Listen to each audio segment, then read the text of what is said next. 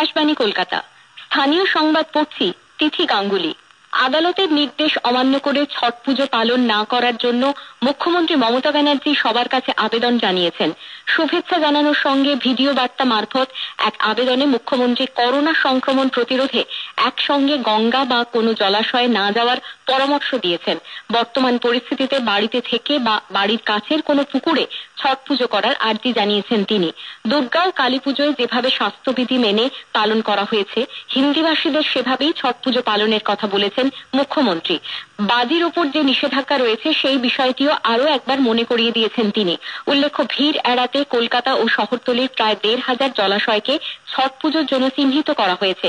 অন্যদিকে পরিবেশ আদালতের নির্দেশ মেনে সুভাষ সরোবর এবং রবীন্দ্র সরোবরে যেন কোনোভাবেই ছট পুজো পালন না করা হয়, তার জন্য সব ধরনের ব্যবস্থা গ্রহণ করা হয়েছে। অন্যদিকে ছট পুজো উপলক্ষে আগামীকাল সকাল ৯টা থেকে শনিবার বিকেল ৩টে পর্যন্ত চক্ররেল চলাচলে নিয়ন্ত্রণ করা হবে। পূর্ব রেল জানিয়েছে শিয়ালদা বিবাদীবাগ এবং বিবাদীবাগ শিয়ালদা লোকাল আগামীকাল ও শনিবার বাতিল করা হয়েছে। এছাড়া ওই দুদিন বেশ কয়েকটি ট্রেনের যাত্রাপথ কলকাতা স্টেশন, শিয়ালদা ও বালিগঞ্জ স্টেশনে শুরু ও শেষ হবে। পুলিশের বিরুদ্ধে উস্কানিমূলক ভাষণ দেওয়ায় বিজেপির রাজ্য সভাপতি সাংসদ দিলীপ ঘোষের বিরুদ্ধে গ্রেপ্তারি পরোয়ানা জারির নির্দেশ দিয়েছে বর্ধমান আদালত। মামলায় বিজেপির রাজ্য সভাপতিকে পলাতক দেখিয়ে আদালতে চার্জশিট পেশ করেছে পুলিশ।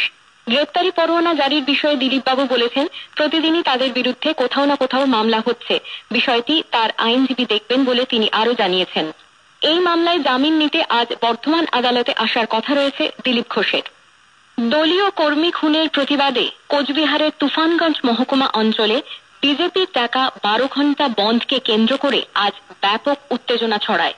পুলিশকে লক্ষ্য করে ঢিল ছোড়ার অভিযোগ ওঠে বিজেপি ও তৃণমূল সমর্থকদের বিরুদ্ধে। দুপক্ষকে সরাতে পুলিশ লাঠিচার্জ করে। পুলিশের একটি গাড়িও ভাঙচুর চালানো হয়। আজ সকাল থেকেই বন্ধ সমর্থক বিজেপি ও বিরোধী তৃণমূল কর্মীদের মধ্যে ঝামেলা বাধে।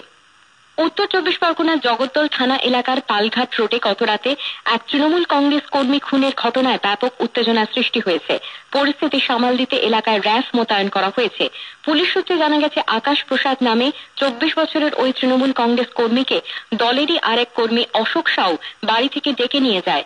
আকাশ প্রসাদকে কুপিয়ে ও বন্দুকের বাঁট দিয়ে খুন করা হয়। অভিযুক্ত অশোক সাউ পলাতক। ভাটপাড়া তৃণমূল কংগ্রেস নেতা সোমনাথ সোমের অভিযোগ, বিজেপি আশ্রিত দুষ্কৃতীরাই তাকে পিটিয়ে মেরেছে। অন্যদিকে ব্যারাকপুর সাংসদ তথা বিজেপি নেতা অর্জুন সিং এর বক্তব্য, আকাশ প্রসাদ একজন দুষ্কৃতী এবং চুরি ছিনতাইয়ের সঙ্গে যুক্ত ছিল। এলাকার লোকেরাই তাকে পিটিয়ে মেরেছে। তিনি আরও অভিযোগ করেন, জগদ্দল থানার নিষ্ক্রিয়তার জন্যই এই ঘটনা ঘটেছে। পূর্ব বর্ধমানের দেওয়ানদিঘি থানা এলাকায় বর্ধমান কাটোয়া রোডে আজ সকালে লরির ধাক্কায় দুজনের মৃত্যু হয়েছে। মৃতদের নাম মহেন্দ্রনাথ মণ্ডল এবং আশফাক আলম। সকালে সাইকেলে করে কারখানার কাজে যাওয়ার পথে বর্ধমানের দিক থেকে আসা একটি লরি তাদের ধাক্কা মারে। গুরুতর আহত অবস্থায় তাদের হাসপাতালে নিয়ে গেলে চিকিৎসকরা মৃত ঘোষণা করেন। চালক পলাতক, লরিটি আটক করা হয়েছে। মালদার কালিয়াচক থানা এলাকার সুজাপুরে আজ সকালে একটি প্লাস্টিক কারখানায় বিস্ফোরণ হয়। এর ফলে ১০ জন আহত হন। এদের মধ্যে ৫ জনের অবস্থা আশঙ্কাজনক। তাদের মালদা হাসপাতালে নিয়ে যাওয়া হয়েছে।